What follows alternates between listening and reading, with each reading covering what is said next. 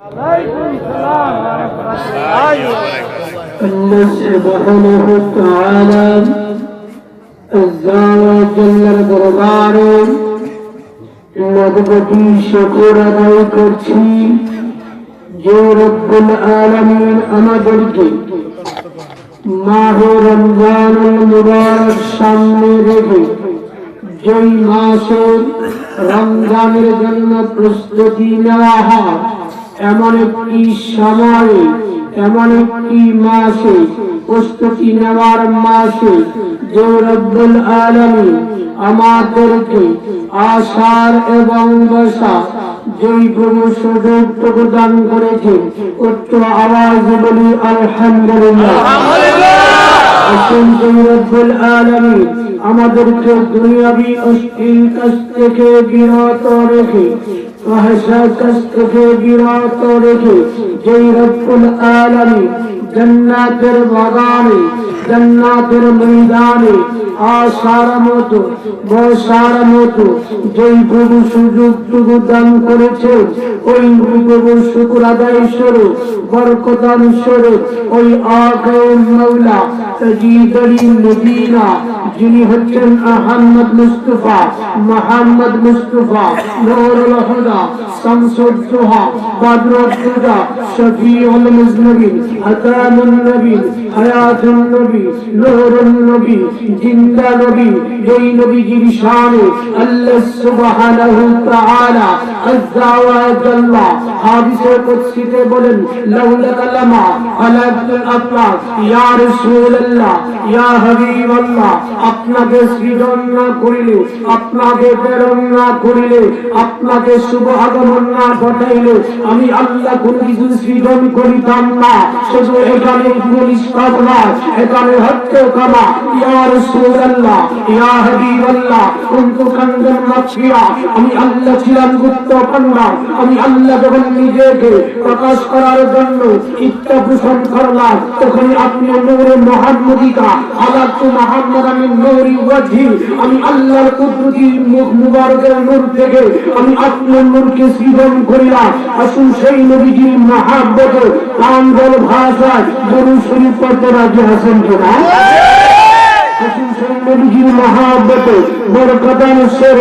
যারা এখনো রাস্তাঘাটে দোকান পাটে বসে রয়েছে অযথা সময় নষ্ট না করে বলা যায় না আজকের এই মাহফিল কার জন্য জীবনের শেষ মাহফিল বলেন তো কিনা? বিশ্বাসের কোনো বিশ্বাস নাই। যখন আপনার আমার দেহের মধ্যে থেকে চলে যাবে শ্বাস তখন এই দেহটার নাম হয়ে যাবে জবান হলে বলে এই দেহটার নাম হয়ে যাবে লাশ হওয়ার পর এই পৃথিবীর জমিনে আপন বলতে কাউকে খুঁজে পাবেন না। আসুন জীবনের শেষ মাহফিল মনে করে জান্নাতের বাগানে চলে আসুন। আর আমার পর্দার আড়ালে আম্মা জানেরা এই যে স্থানে বসে রয়েছে আপনারা এমন একভাবে নামাজের মুসল্লাটুকু বিছায়ে বা দরজার অবস্থানে বসে মনোযোগ সহকারে এমন ভাবে আলোচনা শ্রবণ করবে যে আলোচনা দ্বারা শুধু শুনবেন এমনটা না এই আলোচনা যেন নিজের মাঝে ধারণ করতে পারে সেই লক্ষ্যে যার যার জায়গায় বসে যান। বলা যায় না কোন আলোচনার দ্বারা আমার আল্লাহ হৃদয়টা পরিবর্তন করে। বলা যায় না গো মা জীবনে অনেক আলোচনা শুনেছে অনেক আলোচনা শোনার চেষ্টা করেছে কিন্তু বলা যায় না কোন আলোচনার কোন কথার দ্বারা আপনার আমার হৃদয়টা পরিবর্তন হয়ে যায় আমার আল্লাহ আপনাকে আমাকে কবুল করে নেয়। বলা যায় না এই জন্য মনোযোগ সহকারে আদবের সাথে যার যার জায়গায় বসে যান। আর বরকতান স্বরে আমার মায়ার নবীজির শানে একটু দরুদ শরীফ পড়ব। যার যার অবস্থান থেকে একটু প্রাঞ্জল ভাষায় মায়ার নবীজির মহব্বতে একটু দরুদ শরীফ পড়ে নেন। আল্লাহুম্মা সাল্লি আলা সাইয়্যিদিনা মুহাম্মাদ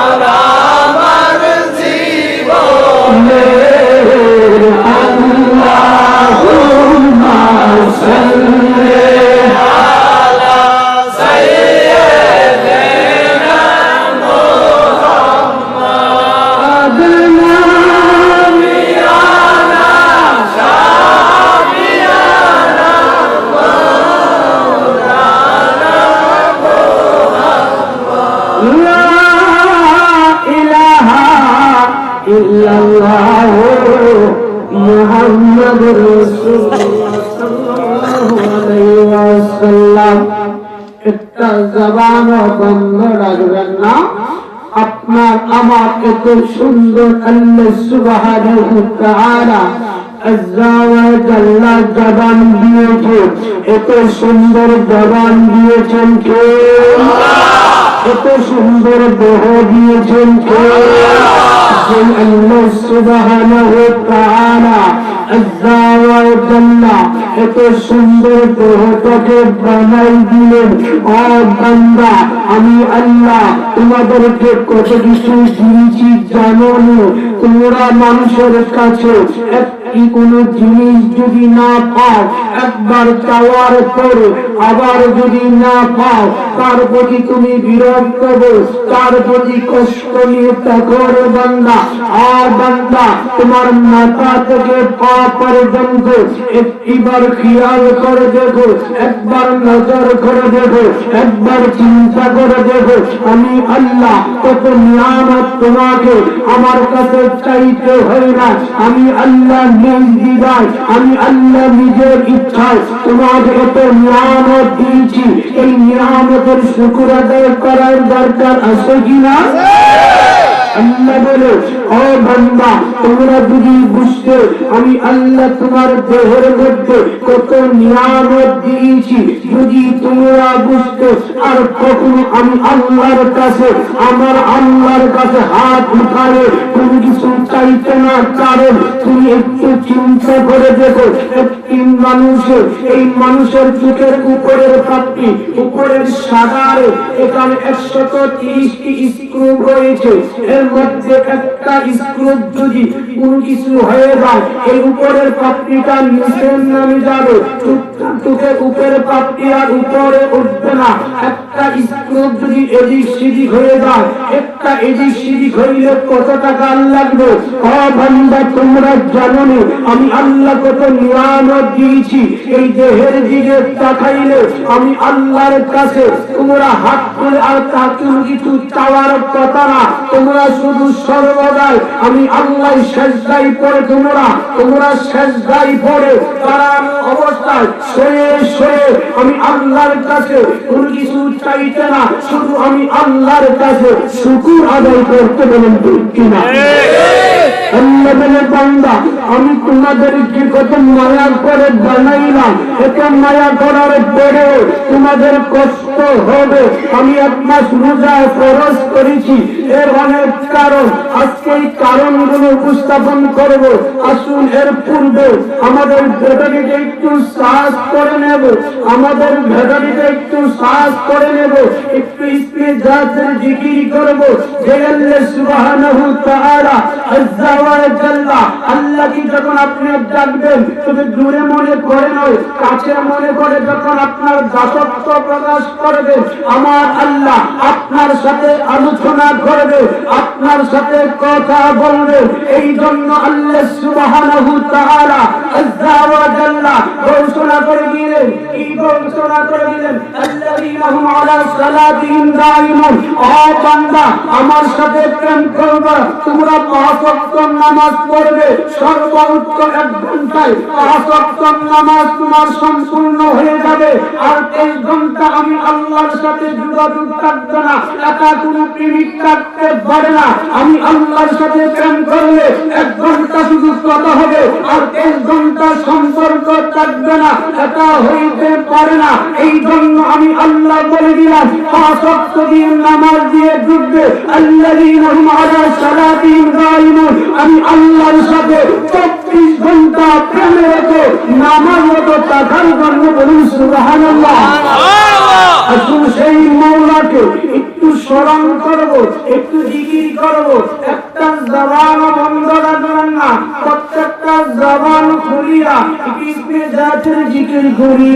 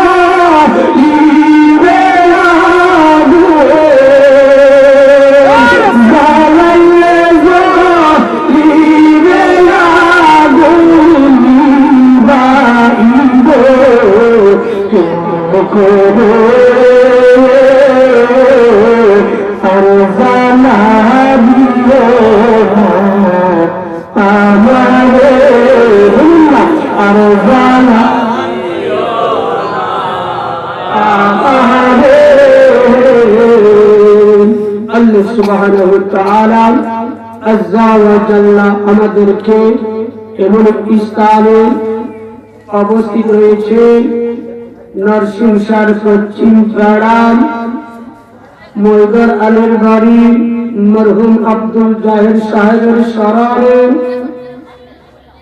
ও কবরবাসীদের সাথে দোয়ার মাহফিলে সভাপতি হিসাবে রয়েছে আমার মাতার তাজ আমার শ্রদ্ধাভাজন নরসিংসার নড়িয়া দরবার শরীফের বড় সাহেব জাদা পীরে তরিকত রাহনুমায়ে শরীয়ত আলহাজ হযরত মাওলানা শাহ ইলিয়াস ফারুকী সুন্নি আল কাদরি সাহেব উপস্থিত রয়েছেন আমার শ্রদ্ধাভাজন হযরত মাওলানা তারিকুজ্জামান রিজভী সুন্নি আল কাদরি সাহেব উপস্থিত রয়েছেন হযরত মাওলানা হাফেজ খলিলুর রহমান কুরুনি সাহেব উপস্থিত রয়েছেন হযরত মাওলানা সোহেল আহমদ সাহেব উপস্থিত রয়েছেন মাহফিলের সার্বিক তত্ত্বাবধানে এবং মাহফিল পরিচালনায় হযরত মাওলানা কারি আবু সাঈদ সাহেব উপস্থিত রয়েছেন আল্লাহ প্রেমিক রাসূল প্রেমিক ওলি প্রেমিক আমার ভাবারা ও ভাবারা পর্দার আড়ালে আমার আম্মা জানারা প্রত্যেকের প্রতি আমার সালাম আসসালামু আলাইকুম ওয়া রাহমাতুল্লাহি ওয়া বারাকাতুহু ওয়া আলাইকুম আসসালাম ওয়া রাহমাতুল্লাহি ওয়া বারাকাতুহু আল্লাহ সুবহানাহু ওয়া তাআলা আযজা ওয়া জাল্লা দরবারে শুকর আদায় করছি যে রব্বুল আলামিন আমাদেরকে মাহফিলে জান্নাতের বাগানে সবার আশা সম্ভব না আল্লাহ যাদেরকে পছন্দ করেন আল্লাহ যাদেরকে মহব্বত করেন আল্লাহ যাদেরকে ভালোবাসেন তাদেরকে জান্নাতের বাগানে আসার সুযোগ করে দিয়ে বলুন ঠিক কিনা সেই রব্বুল আলামিন আমাদেরকে জান্নাতের বাগানে আসে এবং আসার এবং বসার সুযোগটুকু দান করেছে যেই আল্লাহ এত সুন্দর দেহ দিয়েছে সেই দেহের শুকর আদায় করার সুযোগটুকু দিয়েছে এতে আমরা খুশি নাকি বেজা আমার আল্লাহ এই দেহটা বানাইছেন কত গুরুত্ব একটু শুনুন এই দেহ দ্বারা আপনি বুঝা রাখবেন অনেক কষ্টের ইবাদত এরপর আল্লাহ দিয়েছে বান্দা একটু চিন্তা করো এই দেহটাকে মেডিকেল সায়েন্স গবেষণা করেছে একবার যদি আপনি খানা পিনা একবারে বন্ধ করে দেন মেডিকেল সায়েন্স গবেষণা করে পাইলে একটি মানুষ খাবার না খেয়ে 21 দিন বাঁচতে পারবে কয়দিন 21 দিন পরে কি হবে 21 দিন পরে মেডিকেল সায়েন্স বলছে সে আর জমিনের উপরে থাকবে না তাকে মাটির নিচে দাফন করতে হবে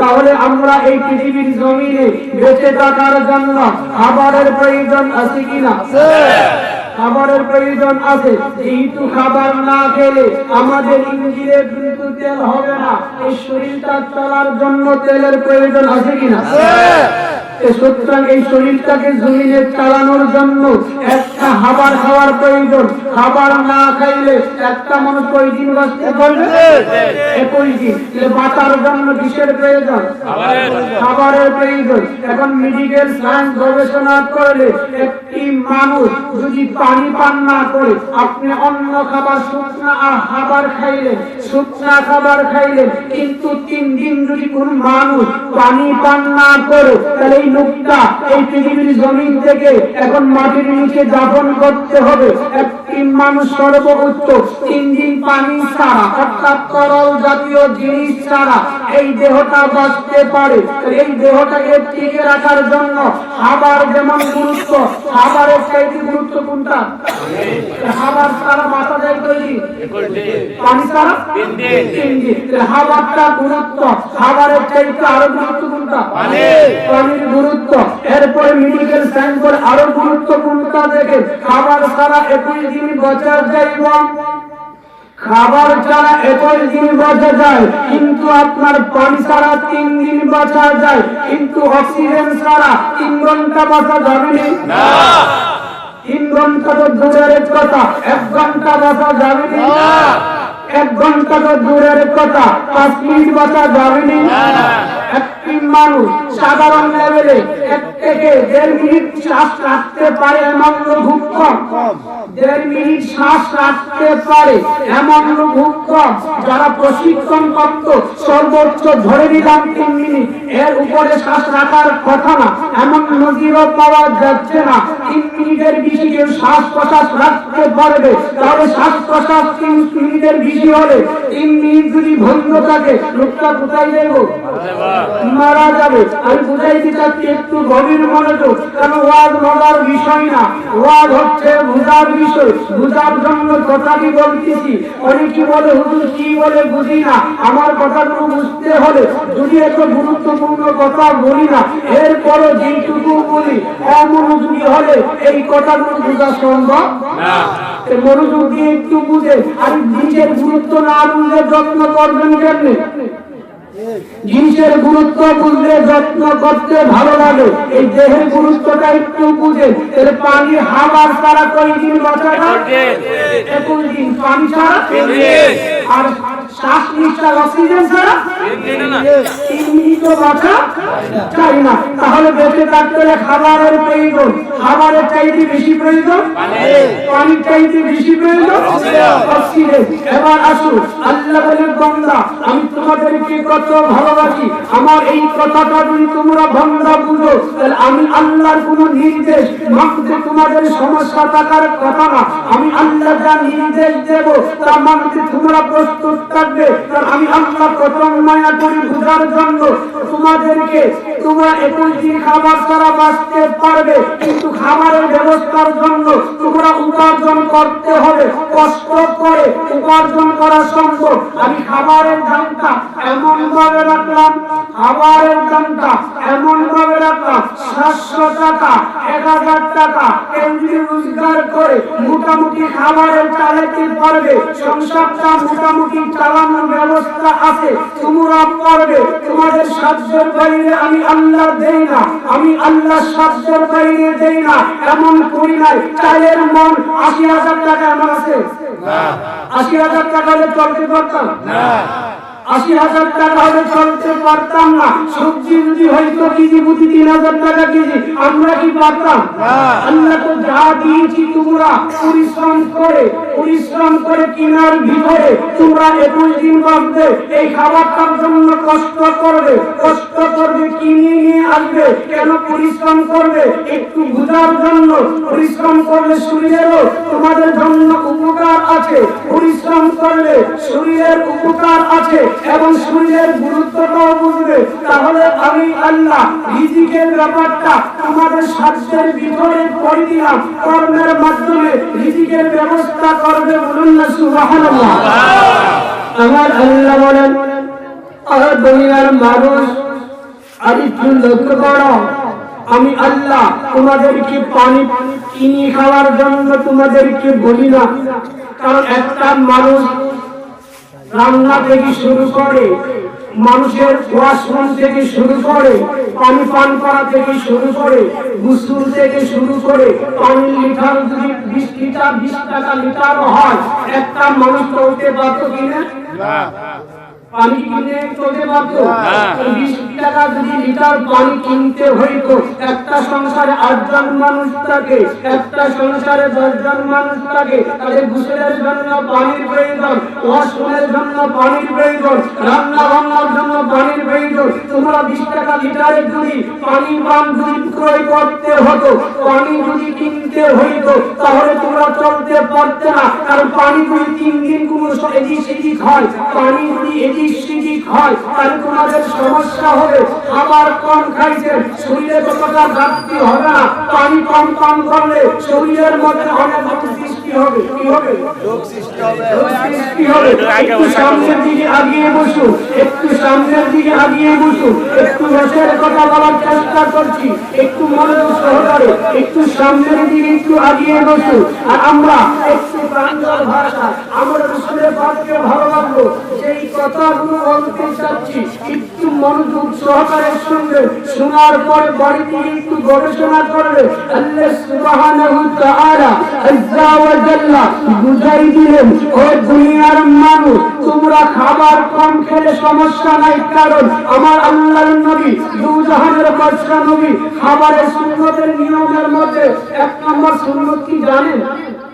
আমরা তো অসুস্থ হচ্ছি, আজকে আমাদের ঘরের তরকারি ভালো, পেট ভরে খাবো।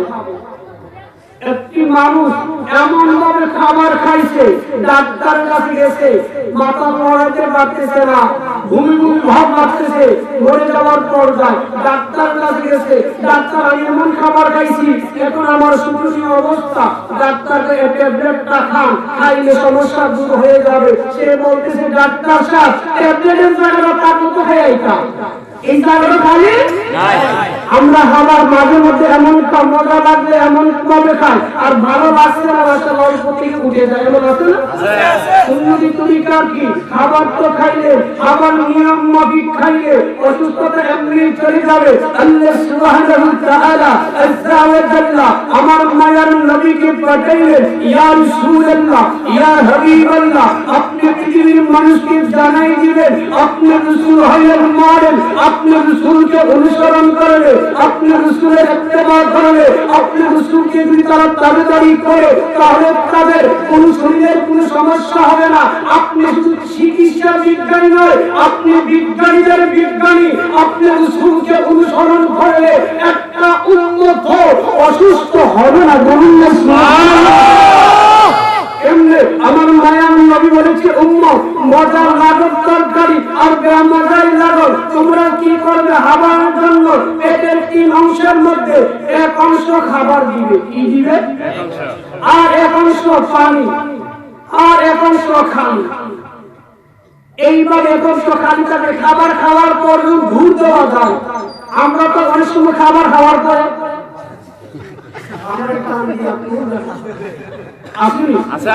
এমন খাবার যারা খায় অতি তাড়াতাড়ি দুর্বল হয়ে যাবে, অসুস্থ হয়ে যাবে, এমন খাবার খেতে যাবেন না।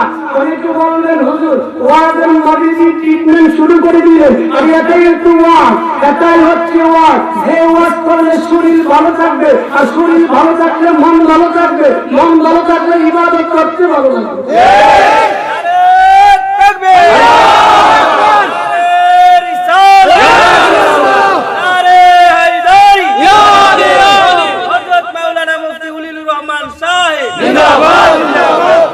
তাহলে আমি বুঝাইতে চাচ্ছি, খাবার খাইলে 1 অংশ কি রাখবে?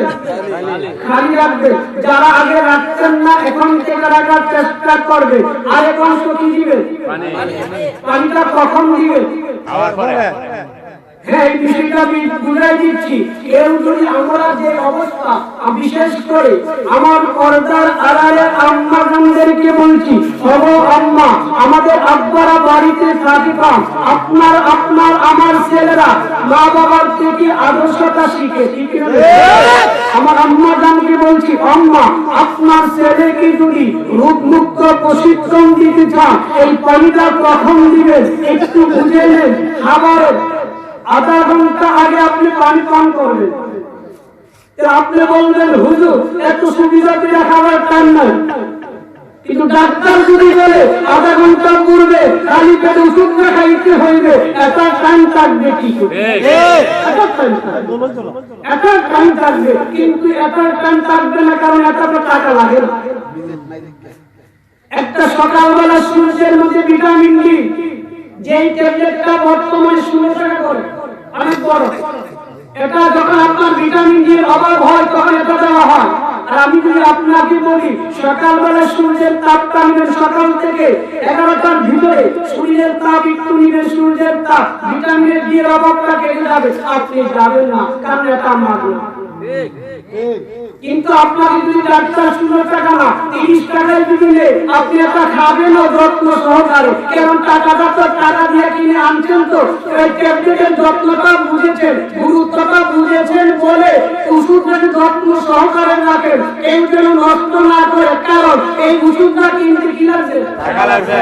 টাকাটা উপার্জন করতে কি লাগছে? মেহনত রাখবে। আল্লাহ তো বান্দা এত সুন্দর দেহ দিয়েছি, গুরুত্ব না বুঝার কারণে এটার ভিতরে সিগারেট ধোঁয়া ছাড়তেছে, এটার ভিতরে কত বাবা মানে ট্যাবলেট আছে, ট্যাবলেট ছাড়তেছে। এই গুরুত্ব না বুঝার কারণে পানি জাতীয় কত জিনিস ধরে আছে, নামটা উচ্চারণ করলাম না, এইটুকু ছাড়তেছে এই মেশিনের ভিতরে। তুমি কি একটাবার চিন্তা করেছো এই দেহের মালিককে, এই দেহের মালিককে এই জায়গার মধ্যে এই অবৈধ জিনিসগুলো তোমার দেহের মধ্যে রাখতেছো, এই দেহটা কি তোমার? তোমার না হলে এই জিনিসগুলো রাখতেছে কেন? এটা আমার যুবক বাবাদেরকে বলবো, বাবা এই দেহের গুরুত্ব না বুঝার কারণে, এই দেহের গুরুত্ব না বুঝার কারণে এটার ভিতরে বিভিন্ন বাবা আপনি সেবন করতেছেন, বিভিন্ন পানি জাতীয় বিষয় ভিতরে রাখতেছেন, এটার গুরুত্ব না বুঝার কারণে। বলেন ঠিক কিনা? আমার আম্মা জানদেরকে বলছি, আম্মা আপনার সন্তানকে প্রশিক্ষণ দিলে আপনারা যদি খাবারের আগে নাই খেতে পারেন পানি, তবে আমরা বেশিরভাগ খাবারের মধ্যেও পানি খাই, তাই না? আমাদের গ্রাম এলাকার মানুষ, আমি নিজেও খাইতাম, ওই তো আগে অনেকটা বর্জন করেছি, আমি নিজেও আগে খাইতাম, কিন্তু এখন এতটা খাই না বললেই চলে। খাবারের মধ্যে আপনি খাবারটা ভিতরে দিলেন, ভিতরে যাওয়ার পরে আবার পানি দিলেন, পানি আর খাবার দুইটা একসাথে মিক্স হওয়ার পরে খাবারটা ভাসমানে পড়ে যায়, কিসে পড়ে যায়? আর আপনার কাছে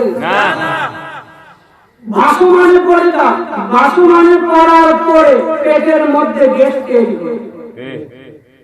যত শরীরের রোগ আছে 80% রোগ হবে লিভার ফাংশনের কারণে। আপনার পায়খানা যদি নিয়ম মাফিক না হয়, তুমি এটা বলতে যে শুনতে খারাপ, আই ভাই শুনতে খারাপ, পায়খানা যার হয় না সে বুঝবি না কত খারাপ। এটা যে কত গুরুত্বপূর্ণ। আমার আল্লাহ ইচ্ছা করলে খাবার খাইলে পেটের ভিতরে হজম হওয়ার সাথে সাথে দুই করে দিতে পারতো না, একবার খালি করে দিতে পারতো না। আল্লাহ কেন খাবার খাওয়ার পরে আবার পায়খানার ব্যবস্থা করলেন? আল্লাহ তো ইচ্ছা করলে উদাহরণ করে দিতে পারতো, পেটের ভিতর কি উদাহরণ করে দিতে পারতো না?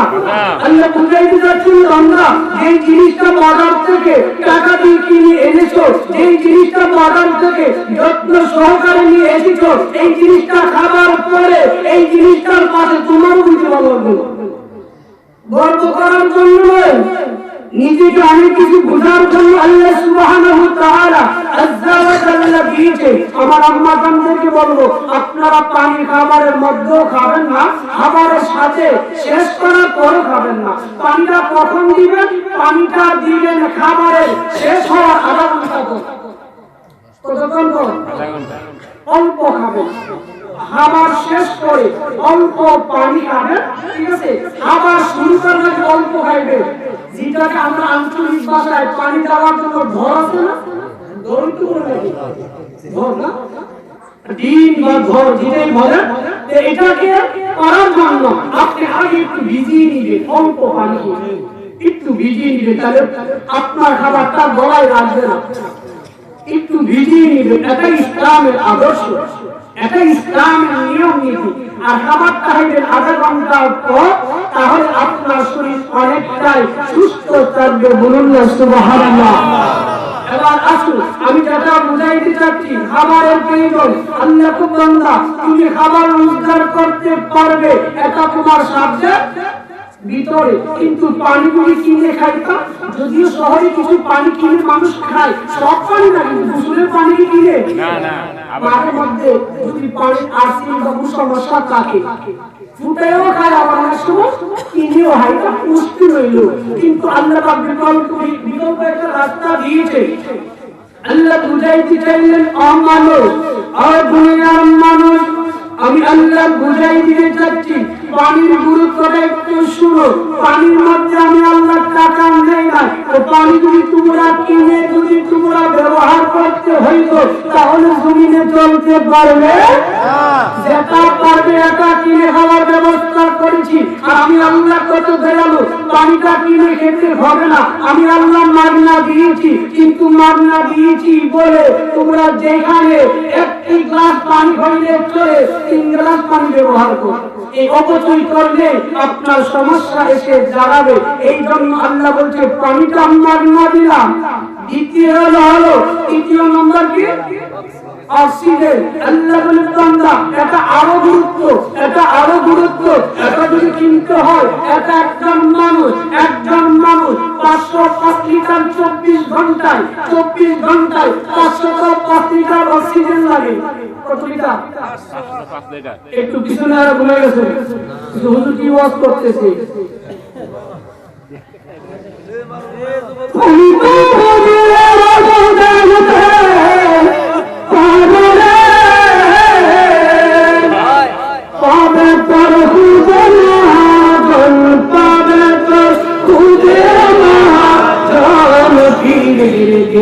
সাগরে ডুবে পুরে আসে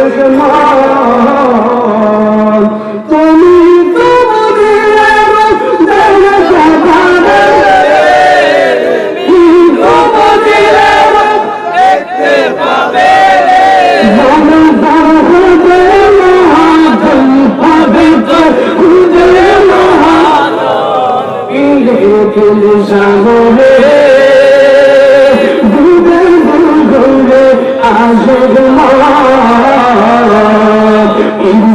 হইলে থাকি দুটি ভাবি রাজি কোথায় কিরত আজ সেই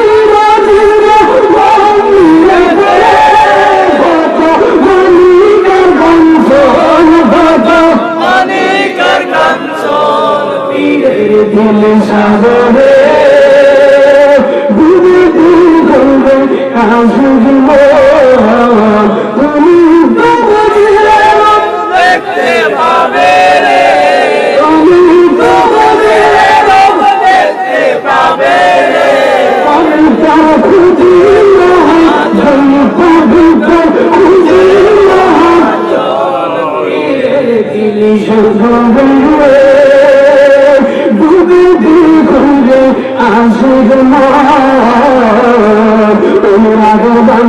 রাখিলে কত সাধু মোহর দেশে চলে মতো তারা আকাশে বাতাস ছিল করে, তারা আকাশে বাতাস ছিল করে, তারা সবাই করে সবাই পীরের গেলে সাগরে ডুবে ঘরে আসে আমার আল্লাহ বুঝাইতে চাইলেন কতবার মানুষ একটু বোঝান। অক্সিজেনের জন্য একটা মানুষের 24 ঘন্টা অক্সিজেন লাগে 550 লিটার। কয় লিটার? 550 লিটার একটা মানুষ বাঁচতে লাগে। এটার এখন বর্তমান রিড হলো 550 লিটারের দাম 3,49,000 টাকা। কত টাকা? প্রতিদিন কত টাকা লাগবে? 3 লক্ষ। আল্লাহ বান্দা আমি যদি এটা কিনে যদি তোমরা ব্যবহার করতে হইতো তাহলে কি সম্ভব হইতো? আল্লাহ তো এটা সম্ভব না বিদায় ফ্রি দিলাম। তোমরা পানিতেও সম্ভব না করে ফ্রি দিলাম। শুধু একটা দিয়েছি শুধু তোমাদের গুরুত্বটা বোঝার জন্য। বলুন না সুবহানাল্লাহ। তাহলে যে আল্লাহ এতগুলো প্রতিদিন আপনি কোথাও কাজ করলে চাকরি করলে প্রতিদিন কি 3,49,000 টাকার বেতন পাবেননি? এত টাকা তো পাওয়া সম্ভব না। এই আল্লাহ 24 ঘন্টা শুধু আপনার অক্সিজেনের বিল হইল 3,49,000 টাকা। আবার ডায়ালিসিস আছে না রক্ত, আবার গুলকে রক্ত বানানোর জন্য, আবার থেকে রক্ত হওয়ার জন্য, এটার জন্য আবার কিডনি গুলো কাজ করে।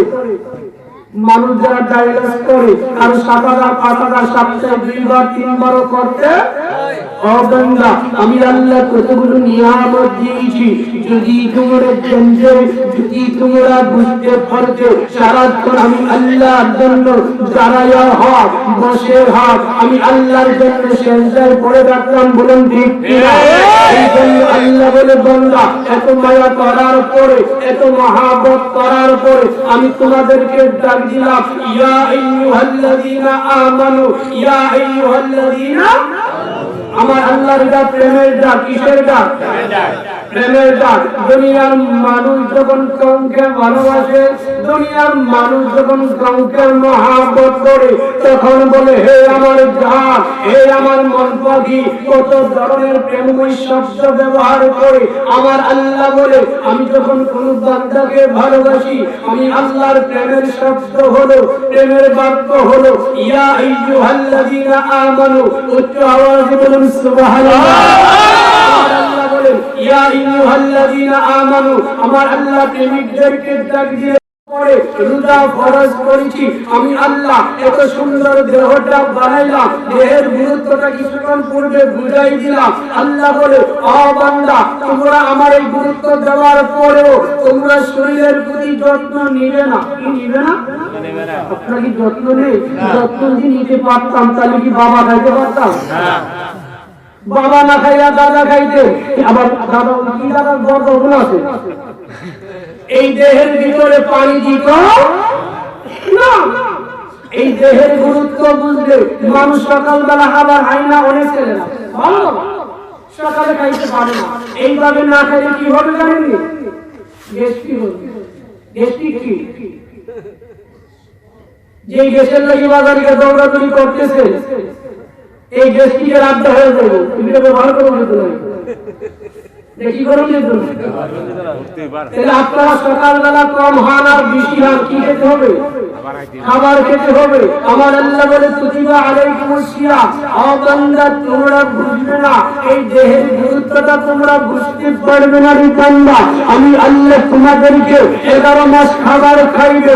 11 মাস খাবার খাইতে গিয়ে তোমাদের শরীরে চর্বি হয়ে যাবে। কারণটা হইল এখন যত ধরনের মুরগি হচ্ছে, অধিকাংশ মুরগি হচ্ছে ফার্মের মুরগিকে একটা জিনিস মেডিসিন খাওয়ানো হয়। যারা জানেন আশা করি বুঝতে পারবেন এই মেডিসিনটার নাম হলো ফিট। এই ফিটটা খাওয়ানোর পরে মুরগির শরীরে একটা পোকা হয়, পোকা জাতীয় একটা জিনিস হয়। এই জিনিসটা শরীরে ঢুকলে, এটা দেখেন না উঙ্গান শুরু, এটা খাইলে মানুষ উঙ্গান শুরু করে দেয়, শরীরে শক্তি পান। চুলটা একটু খাইলাম শরীরে শক্তি পান, আরাম পান, এটা খাইলে এমনটা হয়ে যাবে। পিঠটা থেকে বিষাক্ত জিনিস। আমরা এরপরে সামাজিকতা ভাবে আদর করে মেহমান আসে, তাদেরকে আদর করে এটা খাওয়ানো না। আল্লাহ তো বান্দারে তোরা তো বুঝছ না, গরুর গোশত, হাসির গোশত, যত ফল আছে এটির মধ্যে বেশি ভিটামিন আল্লাহ দেয় নাই। কেন আল্লাহ আপনার জানেন না? আল্লাহ তো এটির মধ্যে ভিটামিন দিলে এটি তো টাকা দিয়ে কিনতে হয়। সবাই কি গরুর গোশত খাইতে পারে? হাসির গোশত, আঙ্গুর সবাই মন চাইলেও খাইতে পারে না, অর্থের প্রয়োজন হয়। সবাই পারবেন আল্লাহ তো আমি জানি। আমার বান্দা 10 সাহেব কার পক্ষে থাকে জানেননি? সবসময় অপরাধীর পক্ষে, আসামির পক্ষে থাকে 10 সাহেব। যতক্ষণ প্রমাণ না হইল ততক্ষণ পর্যন্ত আসামির পক্ষে থাকে। আল্লাহ তো আমি তো হইলাম গরিবের পক্ষে। কোন গরিব? মনের দিক দিয়ে গরিব, যাকে সবসময় ক্ষুদ্র মনে করি তাকে কি গরিব। আল্লাহ তো বাকিটাই বলতেছি। আল্লাহ বলে বান্দা আমি আল্লাহ যত মূল্যবান জিনিস আছে, হাসির গোশত বলো, গরুর গোশত বলো, যত আঙ্গুর বলো, বিভিন্ন ফল বলো, এটি খাইলে মাঝে মাঝে রিঅ্যাকশন হতে পারে, ক্ষতি হতে পারে। কেন হবে?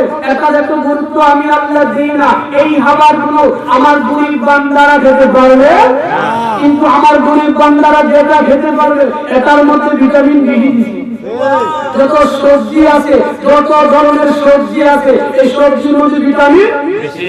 ডাক্তার আপনি অসুস্থ হলে গরু খেতে নিষেধ করবে, হাসির গোশত খেতে নিষেধ করবে, পোলট্রি খেতে নিষেধ করবে, বিভিন্ন ফল খেতে নিষেধ করবে। আজও কোনো চিকিৎসা বিজ্ঞানী সবজি খেতে নিষেধ করেছে, এমন আমি আজও কোনো প্রেসক্রিপশন পাই না, এমন কোন তথ্য আল্লাহ বান্দা তোমার জন্য সহজ করে দিলাম। তোমরা তো দামি জিনিস কিনতে পারবে না, তোমরা দামি জিনিস কিনতে পারবে না, যেটা আমার বান্দারা খেতে পারবো। এটার মধ্যে অপুরন্ত আমি রহমত নিয়ামত আমি আল্লাহ দিয়ে দিলাম। তোমরা যে যত বেশি সবজি খাবে তত শরীরের মধ্যে আরাম পাবে। আমার আল্লাহ বলে বান্দা কুতিবা আলাইকুমুস সিয়াম, তোমরা তো এই যে আপনারা যারা গরুর গোশত খাচ্ছেন, একটা গরু 7 মান 8 মান কেমন হয়, কত ধরনের মেডিসিন যে পান করে, গরুটা 3 মাসের ভিতরে জবাই না দিলে এই মনে করে গরুটা একবারে শেষ হয়ে যাবে, স্ট্রোক করে ফেলবে, মারা যাবে। আর এই গরুটা যারা খাইবে এই লোকটিও স্ট্রোকের দিকে যাবে। এই জন্য আমি আপনাদেরকে বলবো, গরুর গোশত মাঝে মাঝে তো মনে চাইবে, আপনার খাইতে মনে চাইবে। হুজুর আপনি যে ওয়াজ করতেছেন গোশতের বাজারটা একবারে শেষ করে দিচ্ছেন, না এমনটা না। গরুর গোশত খাবেন, হাসির গোশত খাবেন, সমস্যা নাই। আপনি দেখবেন গরুটা কেনার আগে চেষ্টা করবেন মোটামুটি এত তাজা না, খড় ভুসি খাওয়াইয়া একটু আড্ডিওয়ালা গরু, বুঝলেন? কুরবানির সময় সুন্দর গরু আনবেন তো ভালো কথা, আড্ডির মধ্যে যেটা সুন্দর এটা আনবেন, আর ওইটার মধ্যে কিন্তু ফার্ম ওইটা খাইলে অসুস্থ হয়ে যাবেন, স্ট্রোক করে ফেলবেন, হার্ট দুর্বল হয়ে যাবে। যদি এটা বলতেছি এটাই বাস্তব ওয়াজ, এই ওয়াজটা করলে সুস্থ থাকবেন, সুস্থ থাকলে মাহফিলের ব্যবস্থা করতে পারবেন, মাহফিলের ব্যবস্থা করতে পারলে আমি ইসলাম ধর্মে কিছু কথা বলতে পারবো। আপনি নিজেই যদি অসুস্থ থাকেন, আজকে আমার ভাইজান জানেন, ওনার ভাবিজান অসুস্থতার মধ্যে মাথার প্রচন্ড ব্যথা, মাথায় কি প্রচন্ড। এখন বলে অসুস্থ থাকলে মানুষ কিছু করতে পারে, এই তার পরিবারের কেউ কি মনটা ভালো আছে? এখন ওয়াজ করলে কি ভালো লাগবে? ভালো লাগবে না। শরীরটা সুস্থ থাকলে সবচাইতে বড় সেই সুখী যার শারীরিকভাবে সুস্থ গ্রন্থি কিনা।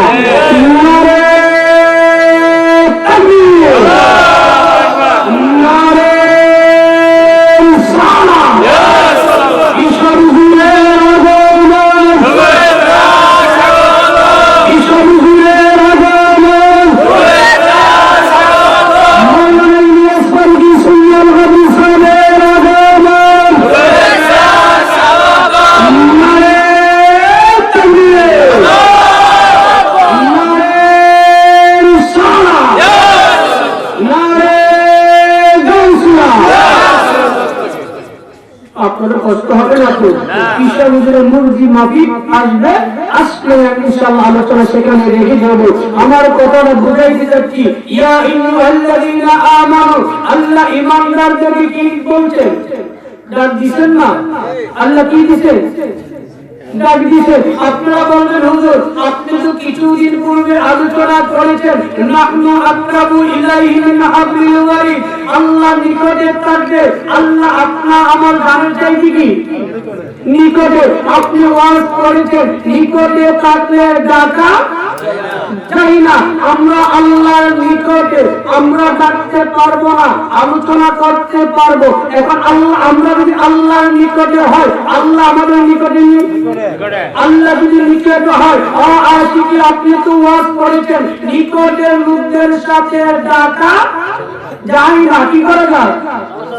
আল্লাহ যদি নিকটে থাকে, কোথায় থাকে? আল্লাহ যদি নিকটে থাকে, আমার আল্লাহ ডাক দিছি ইয়া আইয়ুহাল্লাযীনা আমানু, হে ঈমানদারগণ। আল্লাহ ডাক দিছি কিনা? আপনি তো আপনার তাহকিক, আপনার ব্যাখ্যা তো আশিকি ভুল করছে। নিকটে থাকলে আল্লাহ তো ডাক দিছে। আমি গত 10 দিন আমি গবেষণা করতেছি, নিকটে থাকলে ডাকা যায় না। আল্লাহ ডাক দিল, কারণটা কি? এইভাবে 15 থেকে 20 মিনিট আমার লেখাটা রেখে দিলাম, আর মালিককে বললাম ও মালিক নিকটে থাকলে তো ডাকা যায় না, নিকটে থাকলে ডাকা যায় না, তুমি কি ডাক দিলা, কারণটা কি? এখন হয়তো আমার তাগিদটা ভুল হয়েছে, আল্লাহ একটু তোমার বিষয়টা আমাকে বুঝাই দাও। কিছুক্ষণ পরে আমার মালিকে আমাকে বুঝাইছে, হ্যাঁ কিছু কিছু সময় নিকটে থাকলেও ডাকা যায়। কখন কখন হাদিসটা বুঝে আমার নিকটে এখন ডাকতে পারবো না, কিন্তু হাদিসটা বুঝে আমার পাশে বুঝাই দিছে। ঘুমাই থাকবে, ঘুমন্ত অবস্থায় নিকটে থাকবো কি? আল্লাহ বলে বান্দা আমি আল্লাহকে তোমরা ডাকতে পারবো না, কারণ আমি আল্লাহ ঘুমাই না। কিন্তু আমি আল্লাহ ডাক দিতে পারবো, কারণ তোমরা ঘুমন্ত, দুনিয়াটাকে ভুলে গেছো। আল্লাহ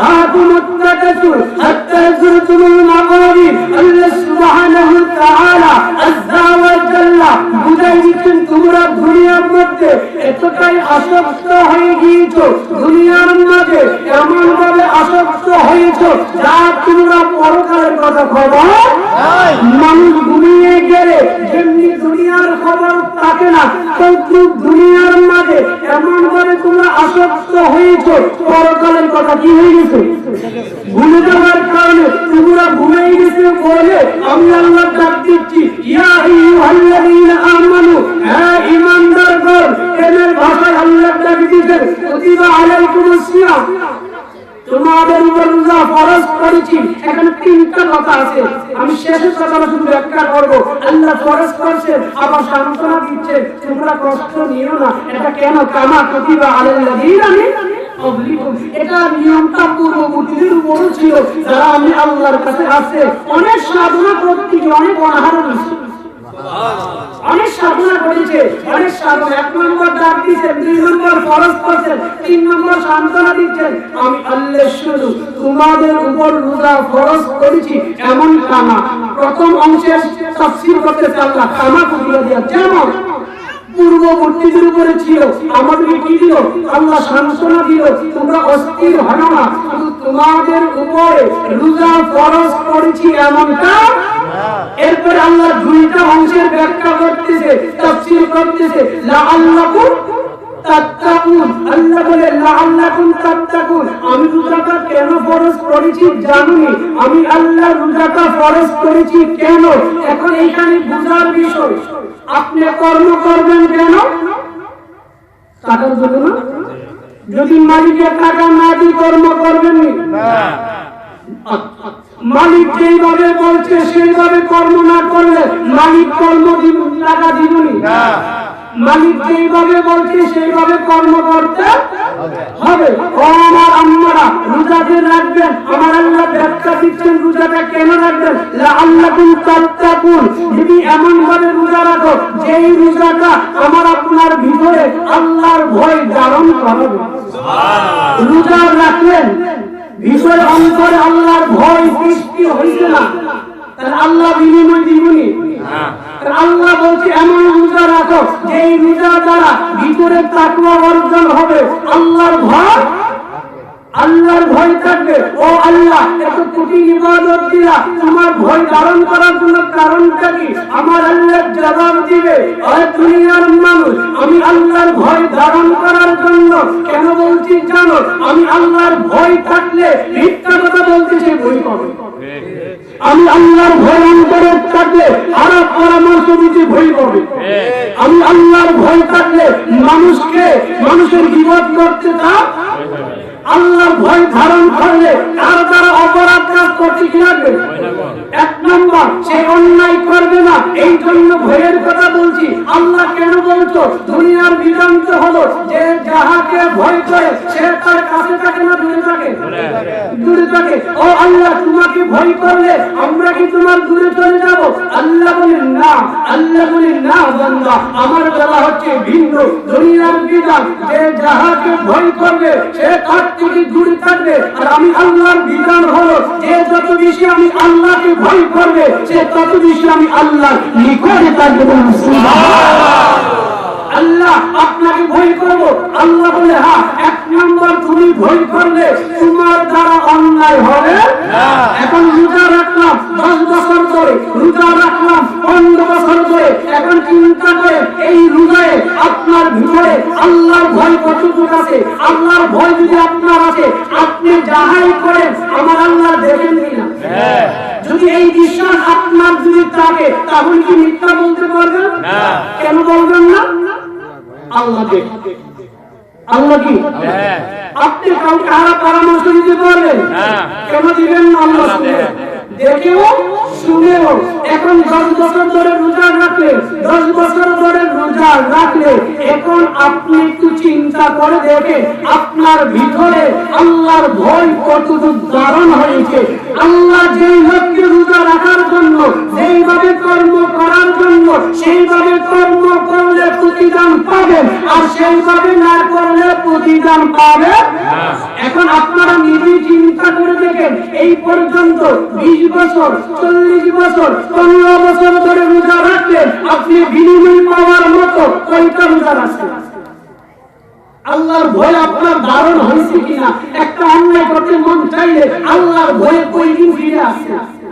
যদি ফিরে না আসে তাহলে আপনি রোজা রাখলেন না, কি রাখলেন?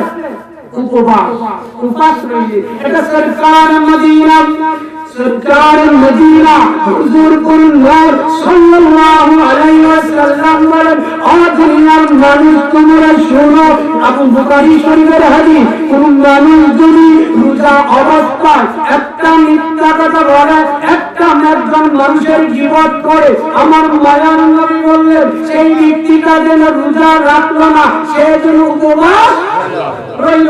এখন আপনি চিন্তা করে দেখেন রোজা কাকে বলে? পানি পান থেকে, খাবার থেকে, সমস্ত কিছু থেকে দূরে থাকাটাই শুধু রোজা নয়, সমস্ত অন্যায় থেকে বেঁচে থাকার নাম হচ্ছে কি রোজা। শুধু পানাহার থেকে বিরত থাকলেন, এখন নবীজি কি বলছেন? উপবাস। তাহলে দেখেন রোজার মধ্যে কোনটার গুরুত্ব দিচ্ছে? মিথ্যা গীবত থেকে ত্যাগ করার গুরুত্ব বেশি না উপবাসের গুরুত্ব বেশি? মিথ্যা। এখন বলবেন হুজুর তাহলে আমরা 3 বেলা খাইবো, মিথ্যা গীবত ছেড়ে দিব, হবে না?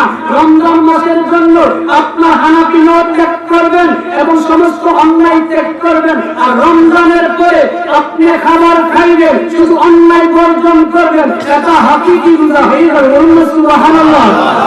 এই সুতরাং কথাগুলো অনেক একটু বেবাদ লাগতে পারে, কিন্তু এটা শিক্ষণীয় বিষয়, ওয়াজ মাহফিল হচ্ছে বুঝানোর বিষয়, মানুষকে প্রশিক্ষণের জন্য। আপনারা ব্যস্ততার কারণে আগেকার মানুষ স্কুলে যেতে পারেন না, অর্থের অভাবে যেতে পারেন না, বিদ্যালয়ে কাছে ছিল না বলে যেতে পারেন না, এই জন্য ওয়াজ মাহফিল একত্র হইলে ওই এই বিদ্যালয়ের মধ্যে কিছু গুরুত্বপূর্ণ কথাগুলো প্রশিক্ষণ দেওয়া, যেগুলো ধারণ করলে মানুষ পরিবর্তন হবে। সুবহানাল্লাহ। তাহলে কথা বললাম, আপনি রোজা রাখবেন ভিতরে কি অর্জনের জন্য? আল্লাহর ভয় অর্জন করার জন্য। এটার জন্য আপনি ভয় অর্জন করার জন্য এটা আপনি আলোচনা শুনলেন। এখন আপনি ভয় করলে লাভটা কি? আল্লাহকে, আমাকে, আল্লাহকে যারা ভয় করবে, সৃষ্টির কুল কায়নাত তাকে ভয় করবে। বলুন না সুবহানাল্লাহ। এবার আসুন মূল কথা, রোজা শুধু রোজা কাদের উপরে ফরজ? প্রাপ্ত বয়স্কের না? শুধু মানুষের রোজা ফরজ আছে? বাচ্চাদের উপরে? বাচ্চাদের উপরে কোন ফরজ না, বাচ্চাদের উপরে ফরজ না, পাগলের উপরে। কারণ কি? একটু জিজ্ঞেস করেন।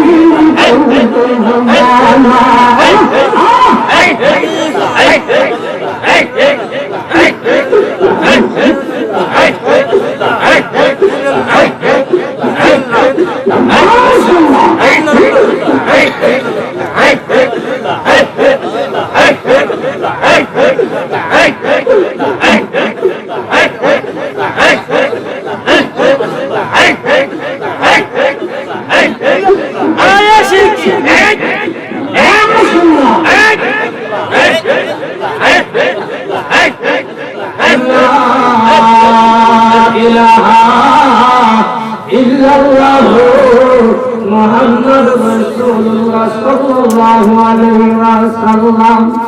আমি বাসি সে দিব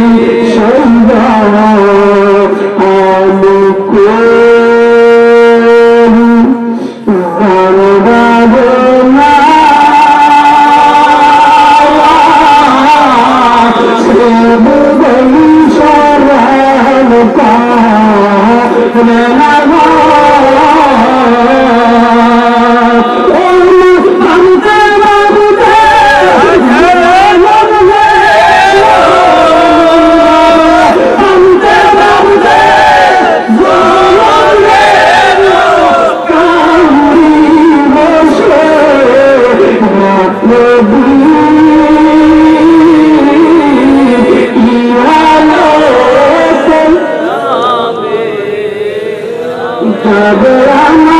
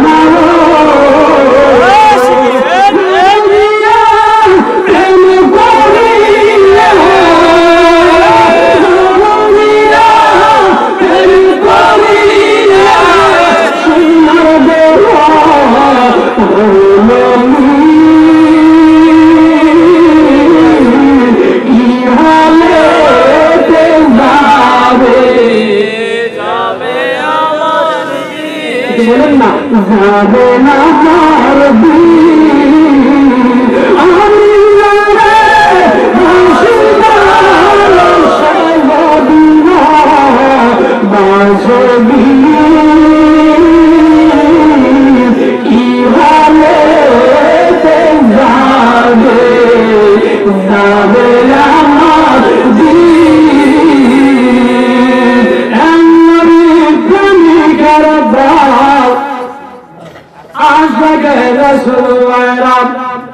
গভীর মনোযোগ একটু গভীর অন্তরের কারণ লাগাইতে হবে।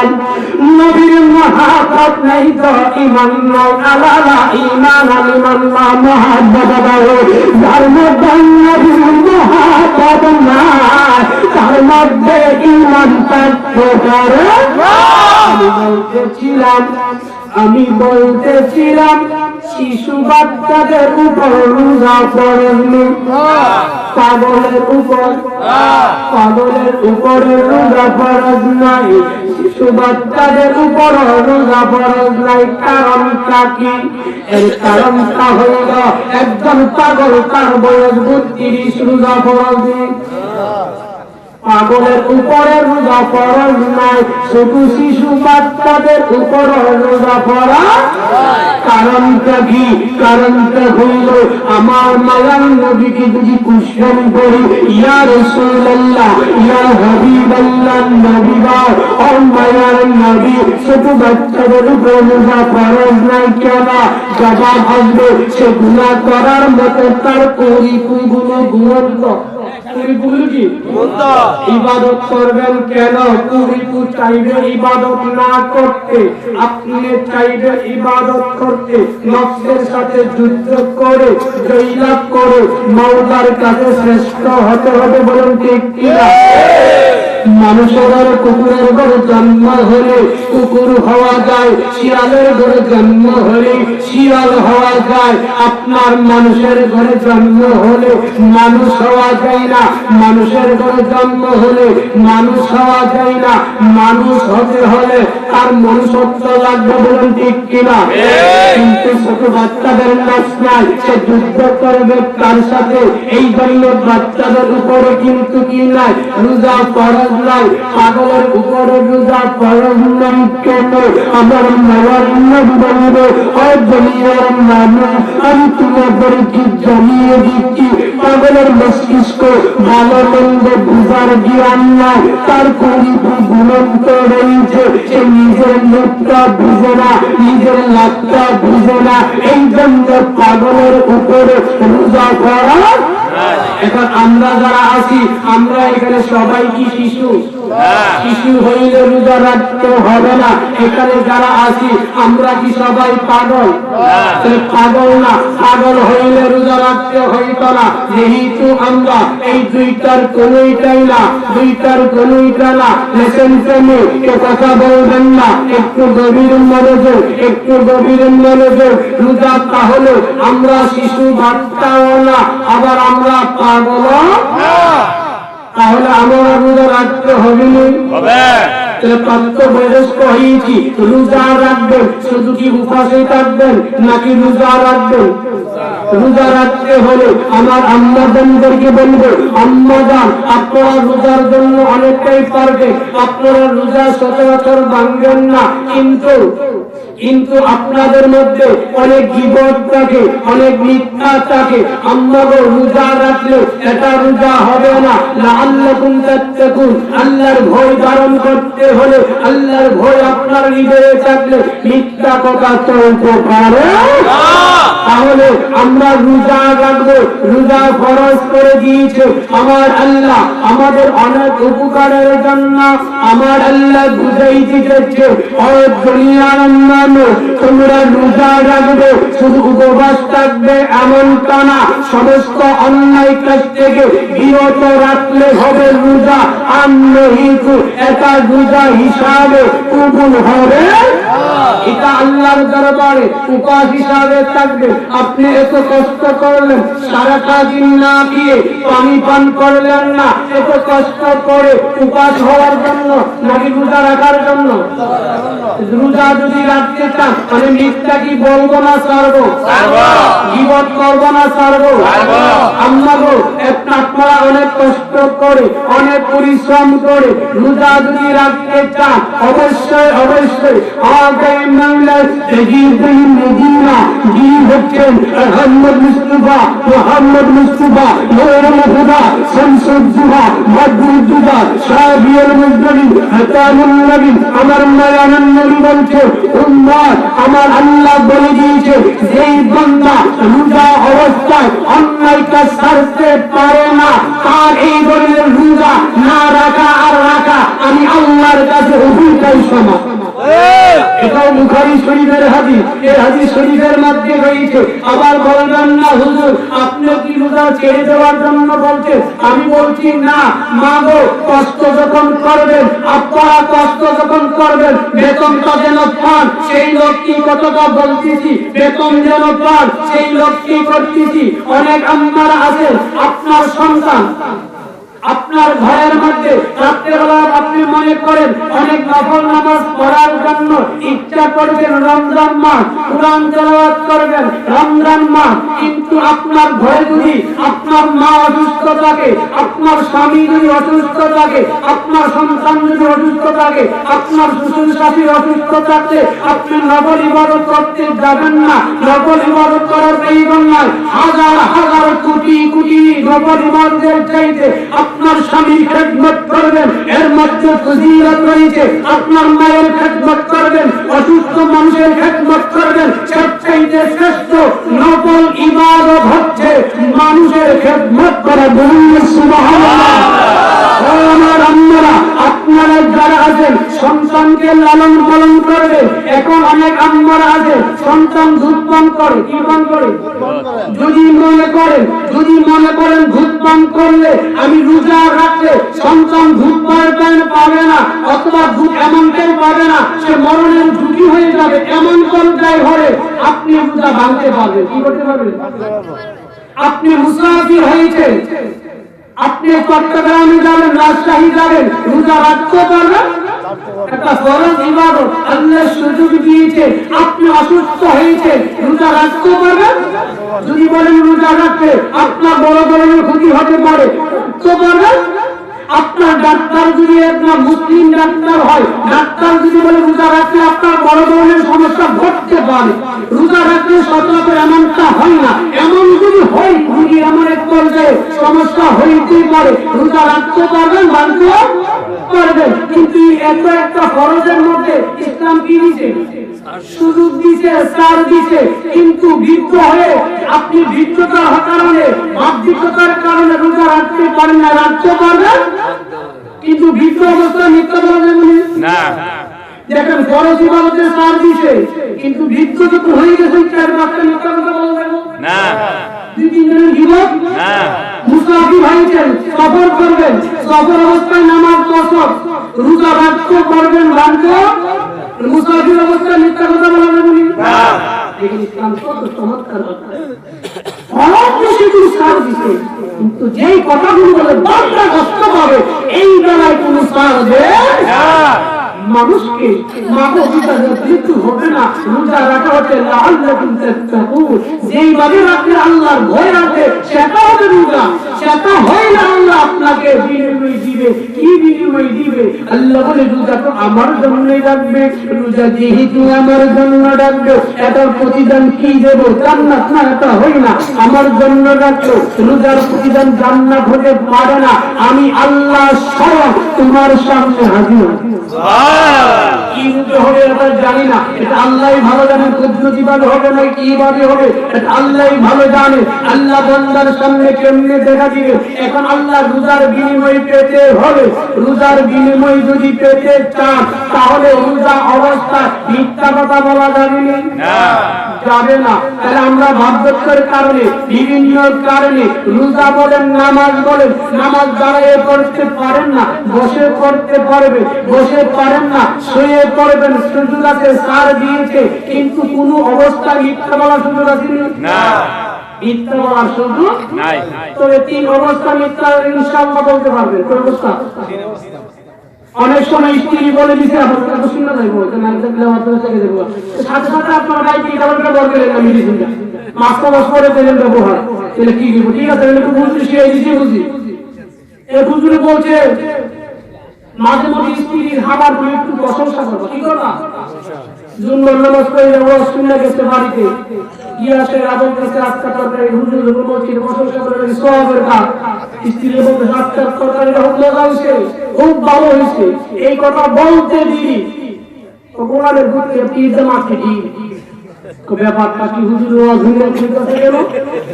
গোলামের বেটা একদিন আমি বাদ করছি, একদিনও বুঝছে না, আজকে আমি অসুস্থ দিকে বাদিয়ে বাদ করছে, আর বলে ভালো হয়েছে। হুজুরের ওয়াজ শুনলে আমি বলে বুঝছি আমি ওই দিন সমস্যা হয়ে যাবো। আমি যেটা বলতেছি, কি বলছিলাম, এই অবস্থা কি করা যাবে? মিথ্যা কথা বলতে পারবে, কোনো সমস্যা হবে না।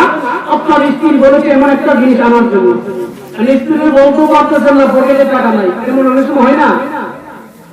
আবার যদি স্ত্রী বলেন পকেটে নাই, আর শুনে একটা কথা দিব, আমার বাবা এটা করলাম কিনেছি তোমার, আমি তো থাকবো না দাম নেই এরকম কই যাবি আসলে এমন কিছু রসুলবাদ বলছে মহিলারা বিশ্বনাথ জাহান নামে যাইব সর্বোচ্চ এরকম একটু আশিটা পরের বিষয় সবচাইতে জাহান নামে যাইব একটি কথার কারণে, কয়টি কথার কারণে আমরা গো যাদের মধ্যে এই কাজটা আপনার পরিবর্তন হয়ে যাবেন না। আমি কোনো কাউকে কষ্ট দেওয়ার লক্ষ্যে না এই বাড়ির মধ্যে আসছি, আল্লাহ আমি আপনাদেরকে শুদ্ধ হওয়ার লক্ষ্যে ইসলাম লক্ষ্যে কথাগুলো বলতেছি। একটি কথা যে মহিলারা বলবে এই কথাটা বলবে, আমার নবীজি বলছে এই কথাটার জন্য অধিকাংশ মহিলারা করে দেবো কই দেবো ঘুরে ঘুরে হবে না করবো তুমি ধরা কিন্তু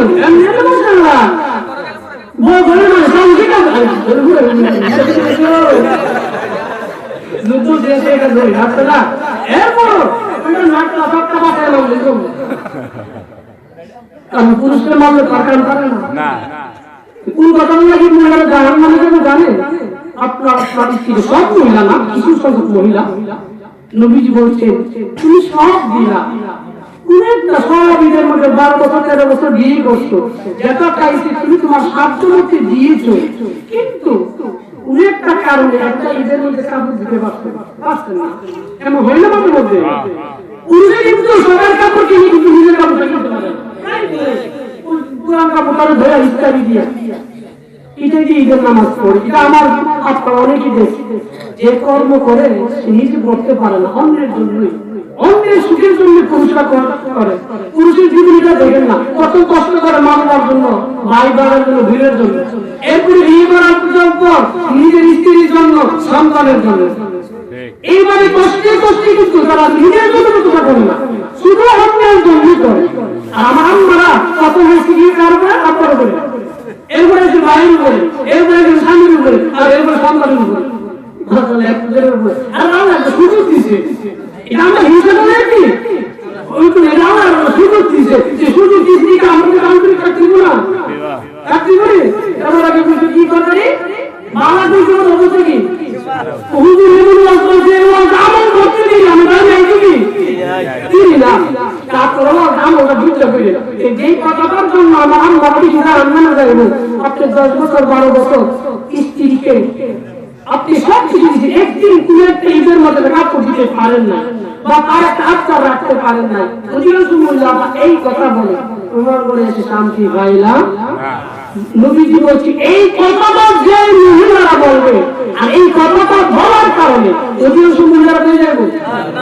আমি ইনশাআল্লাহ আমার মায়ের আওয়াজ যারা শুনছে আশা করি এই কথা আমাদের আম্মা জানরা বলে না, এরপর আমি কথাটা বলে দিচ্ছি না তারা যেন না বলে, আশা করি ওরা বলে না, এরপর স্মরণ করে দিচ্ছি আম্মা এই কথা কিন্তু বলিয়ে আবার যদি তুমি ভুলে গেলে তুমি দিকে কেমন আমার আম্মা অনেকে ভালো, তারা আমাদের স্বামীদের করে ইজ্জত করে, আমাদের অনেক পুরো কি ভালো না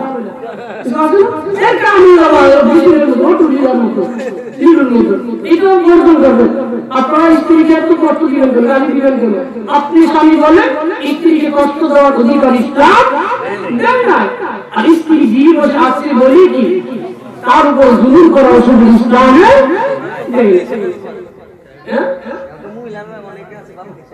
এটা করা যাবে না। আমি যেটা বলছিলাম তিন অবস্থায় কি করা যাবে? বাবা হাওয়া শোনো নাকি বাবা হাওয়া শোনো সব বাবা ফেলে দিতে হবে, কারণ এটা আপনার দেহ না, এটা দিচ্ছে কে? আপনি হেঁটে হলে আপনার একটা দেহ ধরে আল্লাহর এই দেহ দেওয়ার নিয়ামতের মধ্যে আপনি হারাম জিনিস দিতে পারবেন না। এক নম্বর হচ্ছে স্ত্রী যদি কোনো জিনিস চাই বাজার থেকে আমাদের অনেক সময় টাকা নাও থাকতে পারে, অথবা টাকা আছে আপনার একটা কাজ করবেন 1000 দিয়ে খরচ করে দিলে ওই কাজটা করতে পারবেন, এমন হয় না? তাহলে বলতে হবে ঠিক আছে, বাজার থেকে এসে বলবেন সোনা বলি স্ত্রী ঘরে এসে রাস্তা বলবে কি হয়েছে কি পিতাল তোমার আরে তোমার জিনিসটা তোমরা কি এটা কি হবে? জায়েজ আছে, ঠিক আছে, জায়েজ আছে। আরেকটা হচ্ছে এখন বর্তমান ইসলামী যুদ্ধ নাই, কাফেররা যখন যুদ্ধ করার জন্য অনেক সাহাবারা ইয়া রাসূলুল্লাহ কাফেরের সংখ্যা বেশি, নবীজি বলছে সংখ্যা বেশি হলে সমস্যা নাই, তোমরা সবাই মেসওয়াক করো। কি করো? ইয়া রাসূলুল্লাহ মেসওয়াকের সাথে যুদ্ধের সম্পর্ক কি? আমার নবী বলছে আমি বলছি মেসওয়াক করো, করে রেজাল্টটা দেখবা। যখন মেসওয়াক করতে শুরু করতে দেখো অর্ধেক কাফের দূর লেগেছে। সাহাবারা বলে ইয়া রাসূলুল্লাহ এর কারণটা কি? ও কাফেররা বুঝতেছে আজকে মুসলমান অস্ত্র দিয়ে যুদ্ধ করবে না, জিরাটা বিজয় ছাড়াই হবে। এই অর্থ মনে করে কি দিতে সব দূর হয়েছে। এখন যুদ্ধের ময়দানে, যুদ্ধের ময়দানে আপনি টেকনিক অনেক কৌশলে আপনি কথা বলতে পারবেন। সেখানে হইল যুদ্ধ ইসলামকে প্রতিষ্ঠা করা আল্লাহকে লিখতে পারা যাবে। আরেকটা হচ্ছে সমাজ হচ্ছে একটা লোক এমন একটা কথা বলছে মুখের বিরুদ্ধে আপনার সাথে, আপনি যদি এই কথাটা বলেন বরবাদটা পারবো, আপনি বলুন না আপনি যারা শুনছেন আমি আসলে আমাকে বলেন আপনি মিথ্যা কথা কেন বলছেন? দ্বন্দ্ব লাগানোর জন্য নাকি দ্বন্দ্ব মুক্তর জন্য? মুক্তর জন্য যাহাই করবে কোন মানুষকে কষ্ট দেওয়ার জন্য নয়, শান্তি প্রতিষ্ঠার লক্ষ্যে বলবেন। এখানে মিথ্যা হলো গুনাহ হবে না, আর লক্ষ্য হচ্ছে শান্তি করার জন্য। এই তিন অবস্থা কি করতে পারবেন? এই তিন অবস্থা ছাড়া মিথ্যা বলা যাবে না। আমাদের জন্য রোজাকে ফরজ করে দিয়েছে। এই রোজাগুলো যারা আছেন বাজার, আপনারা যারা এখানে অনেকে আছে, রোজাগুলো ভাঙবেন না, রোজাগুলো রাখবেন। কি করবে? রাখবেন। আর রোজা রাখার পাশাপাশি আমার আপনার ভিতর থেকে অহংকার, বেমার, হিংসাগুলো কি করতে হবে? দূর করতে হবে। হিংসাগুলো দূর করতে যদি ভুল না করেন তাহলে বোঝা গেছে রোজা আল্লাহ যেই লক্ষ্যে রাখার কথা বলছে, মালিক যেই লক্ষ্যে কর্ম করার কথা বলছে, সেইভাবে কর্ম না করলে বেতন পাওয়া যাবে না, রোজা রাখা যাবে, কখনো কর্মের প্রতিদান পাওয়া যাবে। তোমরা রোজা রাখবে ভয় অর্জনের জন্য। যে রোজা ভয় অন্তরে ধারণ করে না সেটা কখনো রোজা হইতে পারে। এখন আপনারা দেখেন কুমতারের রোজা বলে এইভাবে মাহফিলটা প্রতি বছর হয়, আপনারা চাননি। আমি মোদেরকে বলছি আমাকে যেই কোন সময় যেই কোন অবস্থায় আপনাদের পাশে আসি, মাহফিলটা চালিয়ে যাবে। কোন কথার দ্বারা কোন বিষয় দ্বারা মানুষ পরিবর্তনে আসে বলা যায় না। সুতরাং আমরা যারা আসি আমরা রোজা রাখবো, মানুষকে কষ্ট দেওয়া থেকে নিজের কি রাখবো, আর অহংকার জমা করে জমিনে চলবে। লোহাকে ধ্বংস করার জন্য মরিচিকেই যথেষ্ট। লোহার নিজের মরিচিকে কি? মরিচিকা বুঝেননি? আঞ্চলিক ভাষা কি বলে? লঙ্কা। লোহাকে ধ্বংস করার জন্য লোহার মরিচিকাই কি? আর একটা মানুষকে ধ্বংস করার জন্য তার নিজের অহংকার। আরে আমি তো করতে পারবো না, আপনার নিজের অহংকার করে আপনি যদি দেখতে নেবেন একবার সেট করে ফেলবে। দেখেন কত বড় ডেঞ্জার। আমি আপনি বুঝি মিথ্যা বলা অপরাধ, আমি আপনি বুঝি বিপদ করা অপরাধ, আমি আপনি বুঝি মানুষকে আমার পরামর্শ দেওয়া অপরাধ, এরপরেও নয় আমার আপনার ধোঁকা দিয়া আমার আপনার যে অপরাধ করে আমরা কার কথাই বলতেছি, কেমন ধরনের আবদ্ধ করছি। আম্মা গো ইবাদত বন্দেগী যাহাই করেন, যতটুকু আপনারা করেন করবেন, কিন্তু আপনারা স্বামীর খেদমত করবেন। আমি বলতেছিলাম রমজান মাস এসেছে, শুধু রোজাই রাখবেন এমনটা না, আপনার পরিবার পরিজনের প্রতি নজর রাখবেন। প্রয়োজনে নফল ইবাদত কম করবেন, স্বামীর খেদমত বেশি বেশি করে করবেন। স্বামী পরিশ্রম করে, আপনিও পরিশ্রম করেন, যাই সব মিলে যাহাই হই না কেন আমরা একে অপরকে, স্ত্রীর স্বামীকে ভালোবাসতে হবে, স্বামীও স্ত্রীকে ভালো। স্ত্রী কইতাছে 3 দিন আগে একটা লোকে, হুজুর স্ত্রী আমার কইতাছে আর একটা কথা বলতেছি, ঘটনা গুলো ঘটাইলে আমার কাছে কানতেছে, 2 দিন আগের কথা বলতেছি, হুজুর এখন কি করতাম। যখন ঘটাই যাবে একটু নীরবতা পালন করে, তো ঘটায় অভ্যাস আছে। এই জন্য আল্লাহ রাসূল বলছেন বিয়ে শাদী করানোর পূর্বে মেয়ের বেলা নানার নানির বংশ দেখবেন, ছেলের বেলা দাদার বংশ দেখবেন। আমরা তো বিয়ে দেখি বিল্ডিং আছে কিনা, বংশ দিকে গুরুত্ব করে দিই। সুন্দর লম্বা আছে কিনা, টাকা পয়সা রোজগার করে কিনা, নেশা হলে সমস্যা নাই। টাকা থাকলে নেশা হলে সমস্যা কি? টাকা থাকলে নেশা হলে সমস্যা নেই, বিয়ে করে। আর নেশা মানে করছে, নেশা খাইলে কতটুকু নেশা হয়, নেশা না খেতে পারলে একটু বেশি নেশা হয়। সুতরাং আমরা যারা আছি, আমরা আমাদের আম্মা জানদেরকে বলবো ইসলামে চলে আসবে, আপনারা স্বামীর খেদমত করবেন এবং স্বামীকে ভালোবাসবেন, সেই দিকে আমি বলবো। আর প্রত্যেক বছর এই মাহফিলটা সুন্দর ভাবে হয়, আল্লাহ কবুল করে সবাই বলুন আমিন। এই মুসদ নিয়ে আজকে মাহফিলটা করেছেন, এই আজকের মাহফিলটা মনজুর আলীর বাড়ির মরহুম আব্দুল জাহের সাহেব স্মরণে এবং সকল কবরবাসীদের স্মরণে মাহফিলটা সাজিয়েছে। আল্লাহ তাকে মাহফিলকে জড়িয়ে করে প্রত্যেকের জীবনের গুনাহ ক্ষমা করে সবাই বলুন আমিন, সবাই বলুন আমিন। এবং আমার ভাইজান বলছেন ভাবিজান অসুস্থ, মাথা ব্যথা রয়েছে, আল্লাহ এই মাহফিল কুশিলা করে সেবায় কামনা দান করে সবাই বলুন আমিন।